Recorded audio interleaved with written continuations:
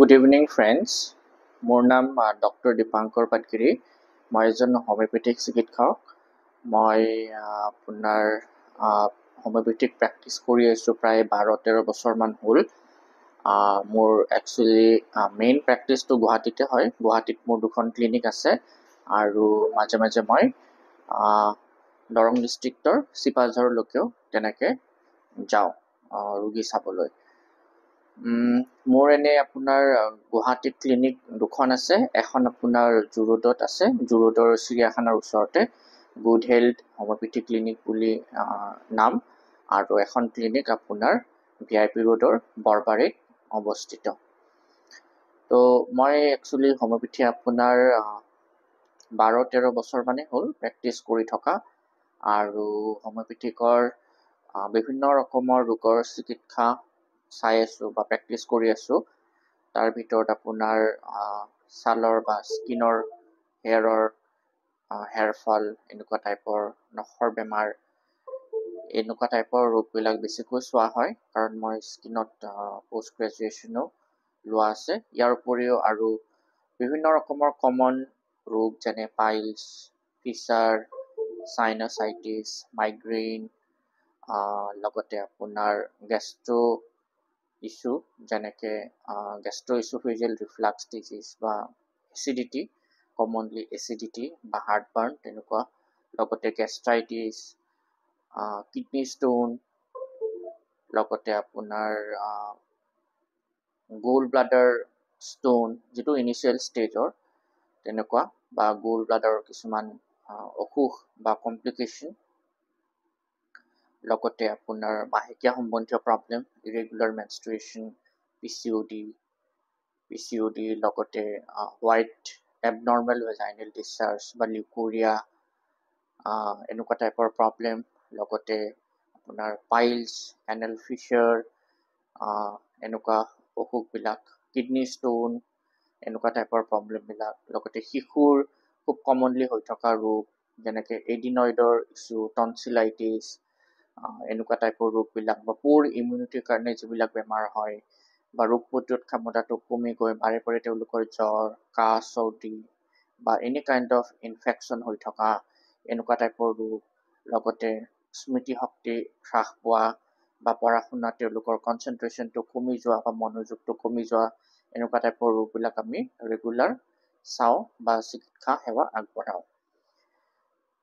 Actually ক'ব গ'লে বিভিন্ন ৰকমৰ ৰোগ আছে যিবিলাকত চাৰ্জাৰীৰ প্ৰয়োজন নহয়, যিবিলাক বেমাৰ চাৰ্জাৰী নকৰাকৈ ভাল কৰিব পাৰি, যেনেকৈ আপোনাৰ পাইলছ, ফিছাৰ, এনেল ফিছাৰ বুলি যিটো কয়, কিছু ক্ষেত্ৰত ফিষ্টুলা, এনেল ফিষ্টুলা, লগতে আপোনাৰ কিডনী ষ্টোন, এনেকুৱা টাইপৰ ৰোগবিলাক, বা চিষ্ট, যিটো কমনলি আমাৰ চিবেচিয়াছ চিষ্ট বুলি কয়, স্কিনত যিটো খুব কমনলি হয়, পিঠিত বা কাণৰ পিছফালে বা আমাৰ বডিত যিটো খুব সঘনাই হয় চিষ্টটো, আৰু যিটো এটা ৰিকাৰেণ্ট টেণ্ডেঞ্চি থাকে, মানে হৈ থাকে, আৰু চিষ্টটো মানে বাৰে বাৰে হৈ থকাৰ এটা টেণ্ডেঞ্চি থাকে, তেনেকুৱা অসুখবিলাক, টনচিলাইটিছৰ প্ৰব্লেমবিলাক, এডিনইডৰ প্ৰব্লেমবিলাক, এনেকুৱা টাইপৰ ৰোগবিলাকত আজিকালি চাৰ্জাৰীটো বহুতে কৰা দেখিব পোৱা যায়, কিন্তু এই বেমাৰবোৰত চাৰ্জাৰী নকৰাকেই হোমিওপেথিক ট্ৰিটমেণ্টটো কৰিলে আপোনালোকে নিশ্চয়কৈ সুফল পায়।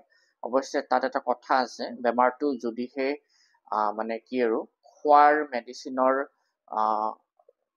মেডিচিনে কাম কৰাৰ পৰিসৰৰ পৰা বাহিৰ হৈ গৈছে, তেতিয়া অবভিয়াছলি চাৰ্জাৰী কৰিব লাগে।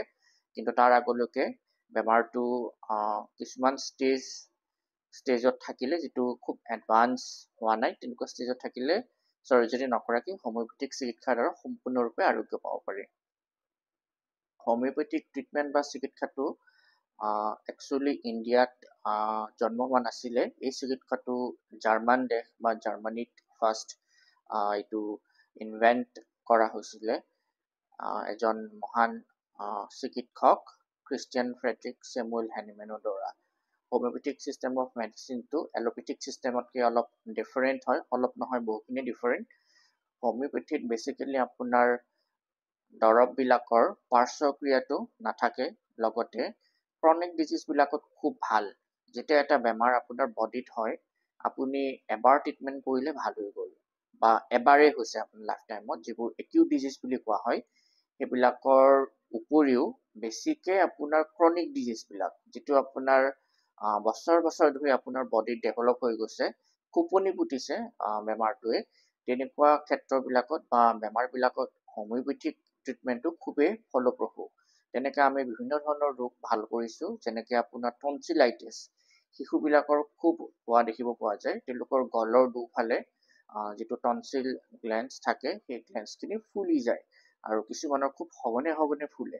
অলপ বাতাবৰণ বা ৱেডাৰ চেঞ্জ হ'লেই তেওঁলোকৰ সেই গ্লেন্সবিলাক ফুলি যায়, বা অলপ ঠাণ্ডা পানী খোৱাৰ লগে লগেই গলটো ফুলি যায়, তেনেকুৱা টাইপৰ। লগতে আপোনাৰ শিশুৰ এডিনইডৰো এটা প্ৰব্লেম হয়। এডিনইড মানে নাকৰ পিছফালে এটা টনচিলৰ নিচিনাকেই গ্লেণ্ড থাকে, যিটোৰো আমাৰ ইমিউনিটিৰ লগতেই জড়িত হয় গ্লেণ্ডটো। যিবোৰ শিশুৰ ৰোগ প্ৰতিৰোধ ক্ষমতাটো কম থাকে, তেওঁলোকৰ অলপমান এনভাইৰনমেণ্টেল চেঞ্জ বা বাতাবৰণত সাল সলনি ঘটিলেই পুতুককৈ তেওঁলোকৰ এডিনইডকেইটাও চুৱেলিং হৈ যায়। চ' তেনেকুৱা প্ৰব্লেমবিলাকো হোমিওপেথিকৰ ট্ৰিটমেণ্টটো বহুতেই ভাল, এইটো ৰুট কজৰ পৰাই ভাল কৰিব পাৰি। তাৰ লগতে আপোনাৰ কিডনী ষ্টোন আজিকালি বহুত দেখা যায়। কিডনী ষ্টোনৰ বহুত পেচেণ্ট আহে যিসকলৰ কিডনী ষ্টোন হৈছে, দুফালে হৈছে, কেতিয়াবা কিডনী ষ্টোন কিডনীৰ পৰা নামি ইউৰেটাৰলৈকে আহিছে, কেতিয়াবা ইউৰিনেৰী ব্লাডাৰ পাইছে। চ' তেনেকুৱা টাইপৰ কেছবিলাকতো হোমিওপেথিক ট্ৰিটমেণ্ট বা চিকিৎসাটো বহুতেই ফলপ্ৰসূ। তো আপোনালোকৰ তেনেকুৱা ক্ৰনিক ডিজিজ বা any kind of acute disease এনেকুৱা টাইপৰ যদি ভুগি আছে, বা স্পেচিয়েলি ক্ৰনিক ডিজিজ তেনেকৈ ভুগি আছে, আৰু যিটো আপোনালোকৰ বহুদিনৰ পৰা হৈ আছে আৰু বাৰে বাৰে আপোনালোকক ব্যতিব্যস্ত কৰি আছে বা দিগদাৰ দি আছে, চ' তেনেকুৱা ক্ষেত্ৰত আপোনালোকে হোমিওপেথিক চিকিৎসাৰ